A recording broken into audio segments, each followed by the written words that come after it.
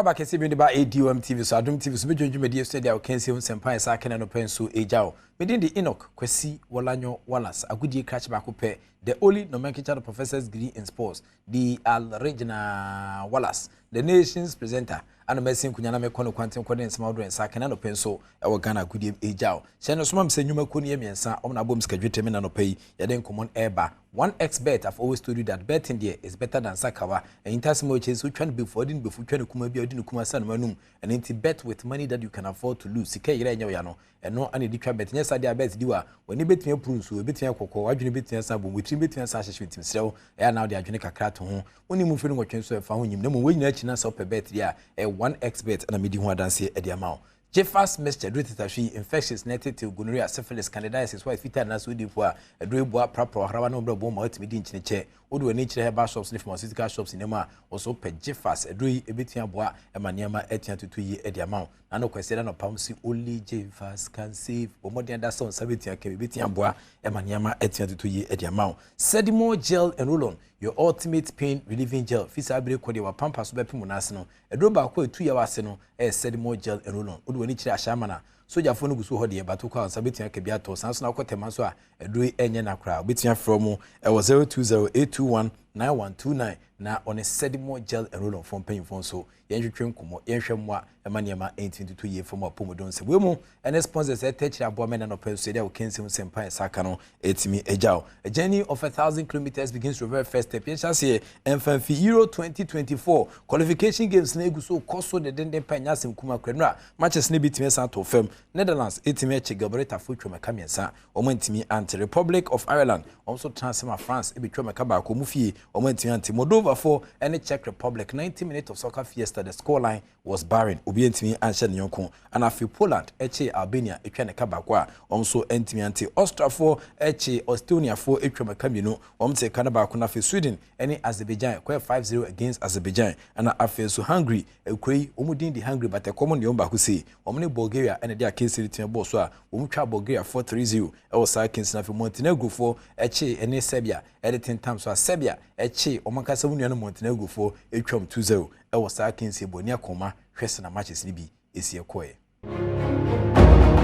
sena niama ebesi akono qualifiers ne kakra ne de eja no ever ni tfensa nkyere mo the senior national soccer team Black Stars of Ghana Mountain akachia eno ram kopie Angola hinkro fensa Luanda eho anomode akensi ne team so na wohwema na ese we a fourth game at the 2023 African Cup of Nations qualifiers Ghana etimi edebo so na no ada okumase no eniom etimi san kon ya na nya asem ketwa kra me etimi puso matena ba ko behwe na Ghana nija ato nipa akomom na nya asem kuma kra ene nura enso match no nice Angola for the campus ya tena eno echi no ana abrantie ba ko no so ejina mu kon ko tenten boa e ma ne ma tie ko ye de ma Ghana no Osman Bukari ono ebeyi abrantie ne din ene Jordan Pierre ayo edini fimu a ono etime poso atena edema o my Ghana inti 90 minutes of soccer fiesta ewo 11th November Stadium Luanda no Ghana ene Angola ebo 1-1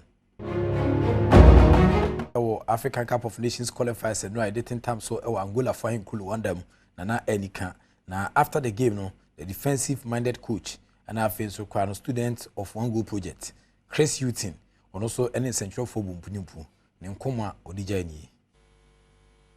So the strategy defensively was Angola have some very good technical players, especially in the attacking areas. Okay, so we knew that defensively that we would have to be good and we would have to be solid. But because they're such a good, expansive technical team, we wanted to use the spaces, utilize the spaces, and attack fast. I thought once Angola scored the penalty, it gave us a lift.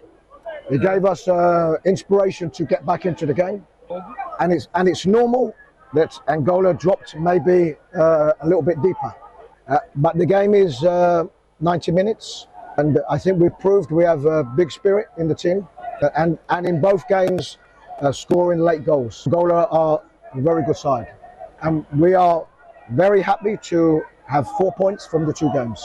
Was it the outcome you wanted or you worked so hard for? We wanted to win the game. Yeah, sure. You have to approach every game to win it. Yes. And sometimes you have a setback, and the penalty was for us disappointing. But we reacted really well. Mas nós reagimos muito bem. And this shows a team that have good spirit and good quality to get a result. E resultados. Coach, what's happened to Partey? Now, Thomas has some small issues.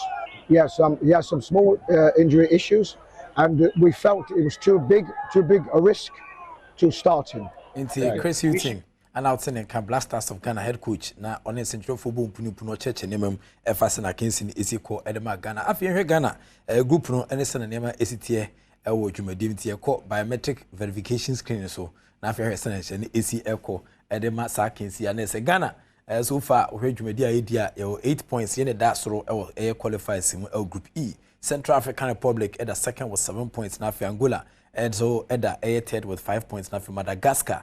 Senka country bi ha hwese Mexico so from Madagascar nka enyenwa but Madagascar for anare e wase a omo just 1 point e wa kinskesi a wom e dia pemso nti we 2023 African Cup of Nations qualifiers no so far na table ne sitie no ana de wonsunsan so kakra etwense ja afi me yefri ho yemfa ni enche the national under 23 team the Black Meteors of Ghana the Olympic team also the last hurdle of the qualifiers na ene ana sakins case ne betia baso the same Kumasi Babaya Sports Stadium ana Serge Medini ebetia Santo Ibrahim Tanku ene Emirate ne bo marketing de manit fensa che ojiya omo ekonya draw 1-1 wo hodom tene omo hwanim se nyame adoma omo ebetia sa kire mbobere ejumadi a eno so ebetia asanto dwanum na ene Ibrahim Tanku head coach edema the Black Meteors of Ghana etwen kumo na nyodija eni the results.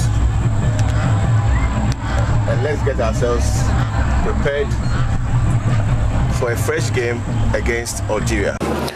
Yeah, well, I think the boys did very well. We came with a plan and it worked for us very well. I mean, all of you watched the game, 2 penalties, which for me is not penalties. But I mean, the boys show character and then came back to get the point. So I'm happy with the boys. There is only one game now, so definitely we want to win. And I have a firm belief and that these guys are going to deliver. I mean, we missed him, of course, but those who played it very well, and we are happy that we are going to have him back home. So definitely we have a very good strategy. Ibrahim Tanko, former Cameroon assistant coach now, or assistant coach to Volker Fenkadi, or Sabidi Blasters assistant coach 1, and Edi National 23 team that Saman Osha Ibrahim Tanko Chirikwa, Accra Lions on the head of the 10-car team. The second on the league log in 2 teams in terms of the coaching acumen. No, I was ropa or the Eco board draw or Gia or Sansham Sinyadoma, and all the Americans on my bedtime Chinaboa, Emma National 23 against it, Sakos to say, Kama, as Sempa 94.7 for Radio Soa, at the live commentary with Abrimo Takwameja Quechampo, Dukumas de Dada, Yamiadoma, and Sabitia Cano, na Elena Etienne Edinkomo, na Fatau is Haku, and so a Brantia Bakwa. And also a chene bobere pa ewa kinsia itimito fem na anu adanim na onusu nkoma odija eni. My name is Isako Abdul Fatah, player from Sporting Lisbon. We are here to play for the nation, and Black Meteors, we need your support on the 28th of this month. That will be on Tuesday. We need your support to come out and support us to qualify for the. Inti Fatah Ishahaku.